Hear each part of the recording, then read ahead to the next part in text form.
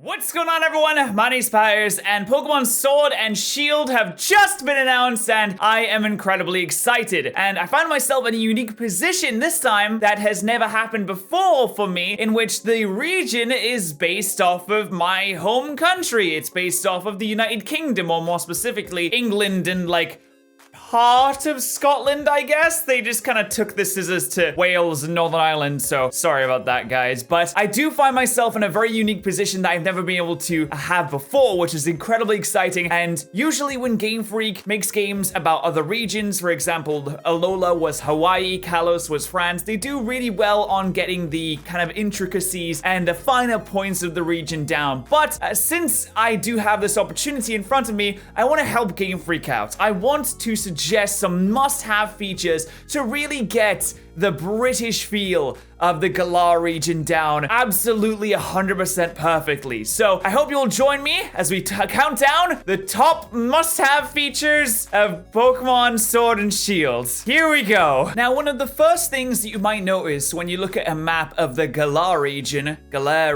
however you pronounce it, is the fact that there is quite a few train tracks dotted around. And trains, of course, are fairly ingrained into the life of pretty much every British person. It is a very, very common mode of transportation, and I personally use trains probably every week or so. So how do we implement this feature correctly?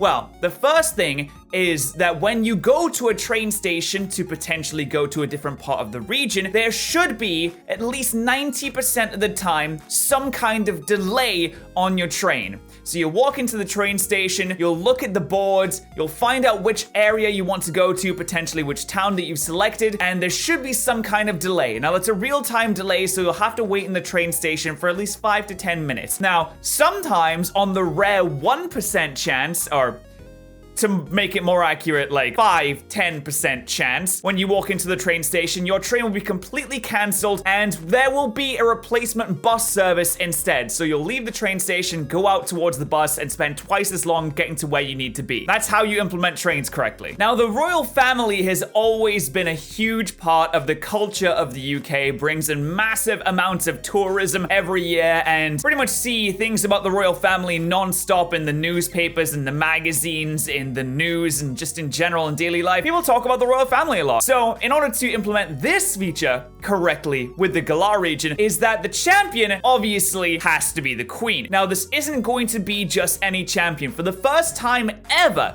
the champion will have just 2 types of Pokemon. And the first type of Pokemon will be a new Swan Pokemon, not a Swanna, a new Swan Pokemon that will be specifically made for the Galar region, with the, the reason for that being, of course, that the Queen actually owns all the swans in the UK, I think. And the second Pokemon will be a Corgi, because the Queen has like 70 million Corgis, or at least loves Corgis. She used to have like 70 million Corgis. I knew she had like a horde of Corgis at one point. So there should be 3 of the Swan Pokemon and 3 of the Corgi Pokemon.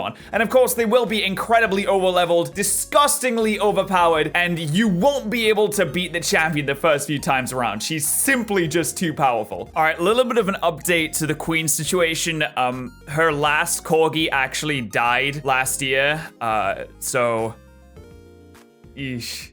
That's unfortunate. Though she does still have dogs, and they're called Dorgies, because they're a crossbreed between a Dachshund and a Corgi. So technically, it still counts. Have those Pokemon instead. Your relationship with your rival in the Pokemon games has kind of fluctuated over the lifetime of the series. Now it's trending more towards you being friendly and happy with your rivals, which, I mean, you can have any opinion on that you like. But since we are trending that way, I would like to see one event in the game, at least one time during the lifespan of the game, where you'll go to Nando's with your rival. Now, this is a must-have because Nando's is absolutely delicious, and I wish they would sponsor me, but they won't. Anyway, that's a separate topic. There must be at least one event where you go and sit down and have a cheeky Nando's with your mates. Now, I would like to see Game Freak try their hand at daily events. Now, the daily event I think would fit in best would be an event called Tea Time. Now, it would be a daily event. It would only last around 10 or so minutes, and everyone would stop what they're doing and...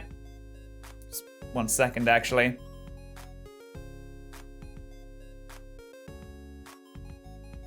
Good. What was I saying again? All right. Yes. Everyone will stop what they're doing. You and your Pokemon will get together, make a delicious cup of tea, sit around and enjoy it and have a conversation with them. You can say whatever you want, potentially pet them like Pokemon and me. And this event would happen every single day, but since this is a video game and it is a Pokemon game, we want to give our players a little bit of choice. So you can deny tea time. However, this will be considered high treason and you will have police officer trainers that come after you immediately. And you can only continue with the game after you defeat them in battle. Think about the Team Rocket hideout in Mahogany Town in Pokemon Crystal, and this will happen every day. It is non-negotiable. Now, I see people in different countries all the time ragging on the weather of the UK, and personally, I don't see why. Like, there's nothing wrong with the weather of the UK. I bet if I go and open that curtain right now, I'll see blazing sun shining in.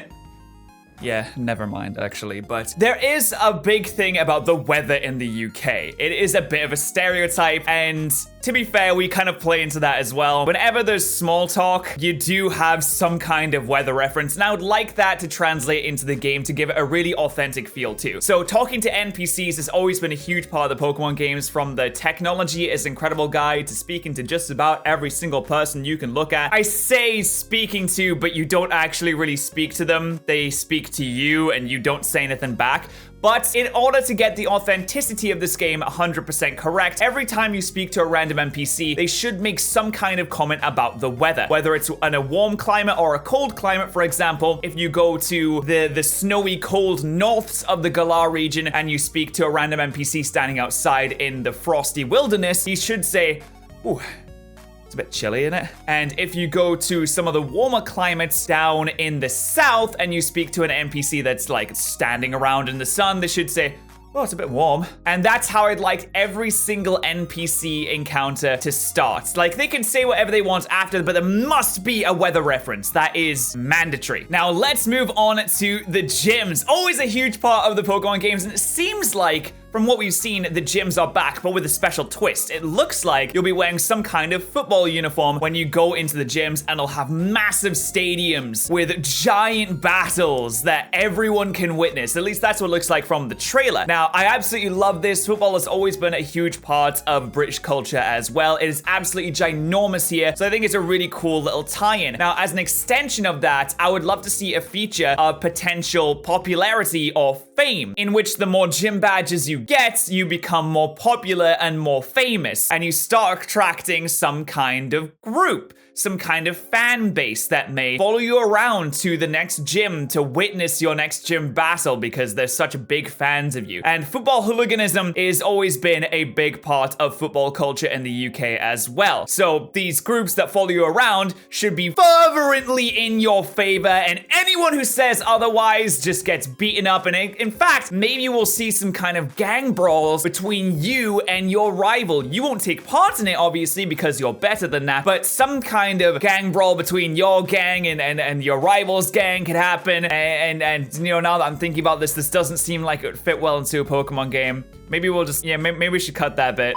When it comes time for a new Pokemon game, everyone's wondering about the evil team. What is the evil team gonna do? What are they gonna be like? What's the grunts gonna be like? What's the leader gonna be like? Now, if I had any say in how the evil team would go, I would at very least make the grunts sound like this. I'm up, it's on Facebook thinking you're bad, mate. I'll line every last one of your birds up and bomb them one by one. Fucking bear rat mus! I'm gonna get my Aprilla out and do burnouts on your front lawn, and then I'm gonna chuck mud bombs at your nan's windows, you silly bastards. Think I'm a fucking ding mush, eh? I'll grab your bird in headlock and I'll shave a fucking bald. You think you don't read my comments on Facebook? I'll take you out of that bonnet and carry on driving, you little dings. That's how the grunts should sound. Now, there's been a little bit of debate on whether voice acting will finally make it to the Pokemon games or not. And if there is, and for example, if the Pokedex has a personality like it did in Sun and Moon, the Rotom Dex makes a comeback. The Rotom Dex should have a Scottish accent. No particular reason, I just think it would be funny. I want to shag your mum, mate, yes. Now, here in the UK, a lot of us will try and avoid confrontation in our daily lives to the point where it's become a little bit of a stereotype, and it is mostly true. If someone cuts in front of you in a queue, the average British person is more likely to tut and turn to the person behind them and make disapproving gestures about how that person just cut in rather than tap on the shoulder and tell them to get the fuck. So, in order to reflect that in the game, I'm going to advise Game Freak to remember remove all of the random walking up to you trainer battles. The one where you pass by a trainer and they stop you and they walk up looking for a fight. Our refined British culture is just too advanced for something so brutish. So they've all got to go. All of them have got to go. All of the random trainer battles where they walk up to you. Now, if you do want to battle, you can go and talk to them and set up a time and a date in which you would do so, but no more walking up and just having a fight. It's just not British. And as the last feature on today's list, I would like Game Freak to bring back the cafe area from Sun and Moon that we had in the Pokemon centers that you could go and sit down and get a drink